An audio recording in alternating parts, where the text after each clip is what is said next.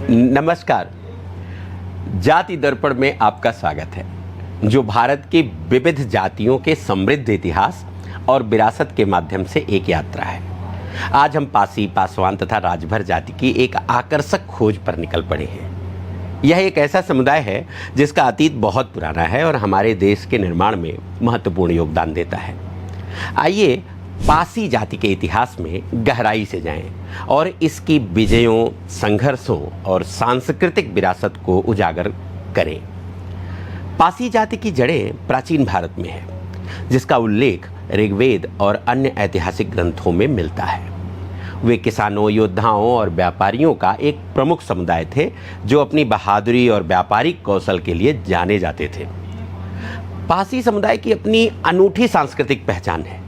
इसके अपने रीति रिवाज, त्यौहार और परंपराएं हैं। इन्होंने हमारी संस्कृत विरासत को समृद्ध करते हुए भारतीय कला, साहित्य और संगीत में महत्वपूर्ण योगदान दिया है। ऐतिहासिक अन्यायों और सामाजिक बाधाओं का सामना करने के बावजूद पासी समुदाय ने उल्लेखनीय व्यक्तियों को जन्म दिया है, जिन्होंने भारत की स्वतंत्रता, सामाजिक सुधार और प्रगति के लिए लड़ाइयाँ लड़ी। उनकी उपलब्धियां हमें प्रेरित करती हैं और हमें इस समुदाय की ताकत और लचीलेपन की याद दिलाती है। इतिहास के प्रारंभ में पासी जाति को भारत का एक दलित समुदाय बताया गया है। पासी शब्द ताड़ी निकालने को संदर्भित करता है, जो पासी समुदाय का पारंपरिक व्यवसाय है। पासी गुज्जर, कैथवा और बोरिया में विभाजित हैं। उन्हें आंध्र प्रदेश और तेलंगाना में अन्य पिछड़ा वर्ग के रूप में वर्गीकृत किया गया है।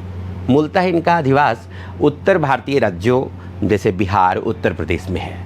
विदेशी इतिहासकार विलियम क्रुक के अनुसार पासी शब्द संस्कृत शब्द पासिका से निकला है, जो पासी द्वारा ताड़ी निकालने के लिए इस्तेमाल किया जाने वाला एक फंदा है, जो ताड़ के पेड़ों से प्राप्त होने वाला पेय है। ताड़ी निकालना पासी समुदाय का मूल व्यवसाय था। हालांकि भारत के अन्य महत्वाकांक्षी जाति समूहों की तरह पासी की उत्पत्ति के बारे में एक मिथक है। वे भगवान विष्णु के अवतार परशुराम के पसीने से उत्पन्न होने का दावा करते हैं। वे इस बात का समर्थन करते हैं कि पासी शब्द हिंदी शब्द पसीना से लिया गया है। यह उनके क्षत्रिय जात से संबंधित होने के दावे को भी पुष्ट करता है।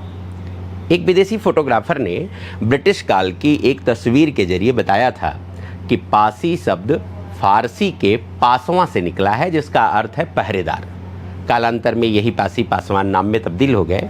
वास्तव में बिहार में प्राचीन समय में पासी समुदाय पहरेदारी, चौकीदारी, मुखबिर या संदेशवाहक का काम करते थे। वर्तमान समय में बिहार की राजनीति में चौकीदारी को लेकर सरकारी नियुक्तियों में पासवान समुदाय को वरीयता देने का भी मुद्दा गर्म है, जो कि उनका परंपरागत काम रहा है। पासी मुख्य रूप से उत्तर भारतीय राज्यों बिहार और उत्तर प्रदेश में रहते हैं। अधिकांश उत्तर भारतीय राज्यों के पासी को भारत सरकार द्वारा अनुसूचित जाति के रूप में वर्गीकृत किया गया है। 2001 की भारतीय जनगणना में पासी को उत्तर प्रदेश में दूसरे सबसे बड़े दलित समूह के रूप में दर्ज किया गया था। उस समय वे राज्य की दलित आबादी का 16% थे और ज़्यादातर अवध क्षेत्र में रहते थे। राज्य के लिए भारत की 2011 की जनगणना में उनकी जनसंख्या 65,22,166 दर्ज की गई।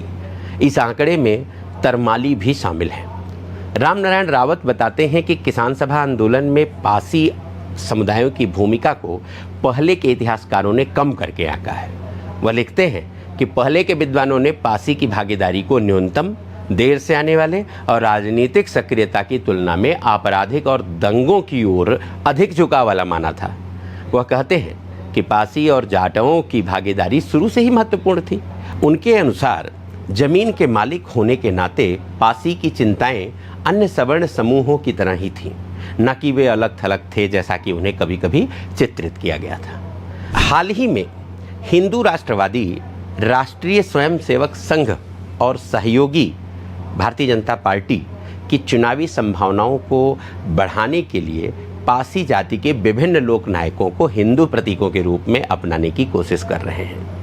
हिंदू राष्ट्रवादियों ने इस दावे का समर्थन किया है कि 11वीं और 12वीं शताब्दी में एक पासी साम्राज्य था, जिसने वर्तमान उत्तर प्रदेश और बिहार पर शासन किया था। इस कथित राज्य के शासकों में बिजली पासी भी शामिल हैं। महाराजा बिजली पासी लखनऊ के पास अवध प्रांत के बिजनौरगढ़ के राजा थे। जो 12वीं सदी के अंत तक अवध के एक बड़े भूभाग पर स्थापित थे। इनके पिता नथावन देव तथा माता बिजना थीं। राजा बिजली ने सर्वप्रथम अपनी माता की स्मृति में बिजनागढ़ की स्थापना की थी, जो कालांतर में बिजनौरगढ़ एवं वर्तमान में बिजनौर के नाम से संबोधित किया जाने लगा। पासी समुदाय के प्रत्येक पूर्वज की गाथा और समग्र इतिहास को जानने के लिए हमारे अगले एपिसोड का इंतजार करें।